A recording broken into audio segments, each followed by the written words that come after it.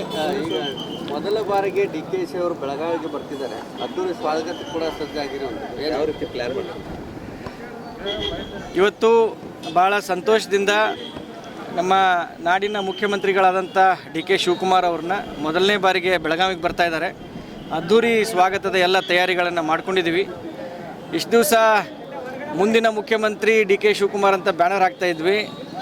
ಈ ಸರಿ ಅತಿ ಸಂತೋಷ ಹಾಗೂ ಹುಮ್ಮಸದಿಂದ ನಮ್ಮ ಮುಖ್ಯಮಂತ್ರಿ DK ಶಿವಕುಮಾರ್ ಅಂತ ಬ್ಯಾನರ್ ಹಾಕಿ ಅವ್ರನ್ನ ಸ್ವಾಗತ ಮಾಡ್ತಾ ಇದ್ದೀವಿ.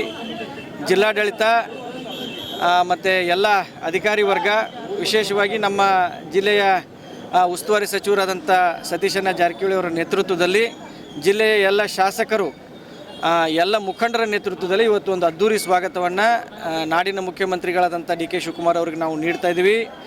ಈ ಒಂದು ಅದ್ಭುತದ ಕ್ಷಣವನ್ನು ನಾವು ಕೂಡ ಆನಂದ ಪಡ್ತೀವಿ ಮತ್ತು ಸಾವಿರಾರು ಸಂಖ್ಯೆಯಲ್ಲಿ ಅಭಿಮಾನಿಗಳು ಕೂಡ ಬರುವ ನಿರೀಕ್ಷೆ ಇದೆ. ಭಾಳಷ್ಟು ಕ್ಯೂರಿಯಾಸಿಟಿ ಇದೆ ಸರ್. ಅವ್ರನ್ನ ವೆಲ್ಕಮ್ ಮಾಡ್ಕೋಬೇಕು. JCBಯಿಂದ ಹಾರ ನಿಮ್ಮ ಅಭಿಮಾನಿಗಳೆಲ್ಲ ತಯಾರಿ ಮಾಡ್ಕೊಂಡಿದ್ದಾರೆ.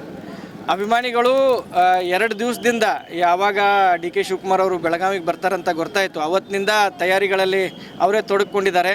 ಮಳೆ ಇದ್ದರೂ ಕೂಡ, ಇವತ್ತು ಮಳೆ ಇದ್ದರೂ ಕೂಡ ನಾವೆಲ್ಲ ತಯಾರಿ ಮಾಡೋಣ ಅಂತ ಮಾಡಿದ್ದಾರೆ. ಆದರೂ ಮಳೆರಾಯ ಇವತ್ತು ಒಂದು ಸ್ವಲ್ಪ ಏನು ನಮ್ಮ ಮೇಲೆ ಕೃಪೆ ತೋರಿದ್ದಾನೆ. ಇವಾಗ ಮಳೆ ಕಾಣಿಸ್ತಾ ಇಲ್ಲ. ಸಾಹೇಬರು ಇನ್ನೇನು ಕೆಲವೇ ಕ್ಷಣಗಳಲ್ಲಿ ಬಂದಾಗ ಸಾವಿರಾರು ಸಂಖ್ಯೆಯಲ್ಲಿ ಅಭಿಮಾನಿಗಳು ಅದ್ಧೂರಿ ಸ್ವಾಗತವನ್ನು ಇವತ್ತು ನಾವು ಮಾನ್ಯ ಮುಖ್ಯಮಂತ್ರಿಗಳಾದಂಥ DK ಶಿವಕುಮಾರ್ ಸಾಹೇಬರಿಗೆ ನೀಡ್ತೀವಿ. ಸರ್, ಈಗ ಒಂದು ಮೊದಲ ಬಾರಿಗೆ ಬರ್ತಿರೋ ಒಂದು CM DK ಶಿವಕುಮಾರ್ ಏನೇನು ನಿರೀಕ್ಷೆಗಳು ಇಟ್ಕೊಂಡ್ರೆ ಏನೆಲ್ಲ ಮಾಡ್ಬೋದು, ಅವರು ಏನೆಲ್ಲ ಸಮಸ್ಯೆಗಳಿದ್ದಾವೆ? ಒಂದು ಕಡೆ ಬರಗಾಲ ಐತಿ, ಒಂದು ಕಡೆ ಮಳೆ ಆಗ್ತಾ ಐತಿ. ನೋಡಿ, ಮಾನ್ಯ ಮುಖ್ಯಮಂತ್ರಿಗಳು ಕಳೆದು 30 ದಿನಗಳಿಂದ ಕಾಲಿಗೆ ಚಕ್ರ ಕಟ್ಟಿಕೊಂಡು ಹಗಲು ರಾತ್ರಿ ರಾಜ್ಯದ ಕೆಲಸ ಮಾಡ್ತಾ ಇದ್ದಾರೆ, ಜನರ ಸೇವೆ ಮಾಡ್ತಾ ಇದ್ದಾರೆ.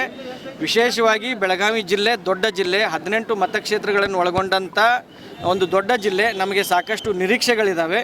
ಮಾನ್ಯ ಮುಖ್ಯಮಂತ್ರಿಗಳು ಇವತ್ತು ಬೆಳಗಾವಿ ಜಿಲ್ಲೆಗೆ ಸಾಕಷ್ಟು ಘೋಷಣೆಗಳನ್ನು ಮಾಡ್ತಾರೆ. ಬೆಳಗಾವಿ ಜಿಲ್ಲೆಯ ಅಭಿವೃದ್ಧಿ ಸಲುವಾಗಿ DK ಶಿವಕುಮಾರ್ ಅವರು ಸಾಕಷ್ಟು ನಮಗೆ ಸಹಾಯ ಮತ್ತು ಅನುದಾನವನ್ನು ಕೊಡ್ತಾರಂತ ಸಾಕಷ್ಟು ನಿರೀಕ್ಷೆಗಳಿದ್ದಾವೆ. ಎಲ್ಲ MLAಗಳು ಕ್ಷೇತ್ರವಾರು ತಮ್ಮ ಬೇಡಿಕೆಗಳನ್ನು ತಯಾರಿ ಮಾಡ್ಕೊಂಡಿದ್ದಾರೆ, ಪಟ್ಟಿಗಳನ್ನು. ಅದನ್ನು ಇವತ್ತು ಎಲ್ಲ ಮಾನ್ಯ ಮುಖ್ಯಮಂತ್ರಿಗಳಿಗೆ ಅವರು ಮನವಿಗಳನ್ನು ಸಲ್ಲಿಸ್ತಾರೆ.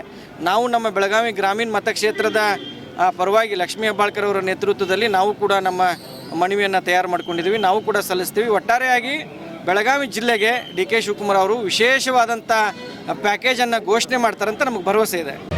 ಮತ್ತಷ್ಟು ಸುದ್ದಿಗಳಿಗಾಗಿ ನೋಡ್ತಾ ಇರಿ ಪಬ್ಲಿಕ್ ನ್ಯೂಸ್ 24x7. ಇದು ಸತ್ಯದ ಧ್ವನಿ.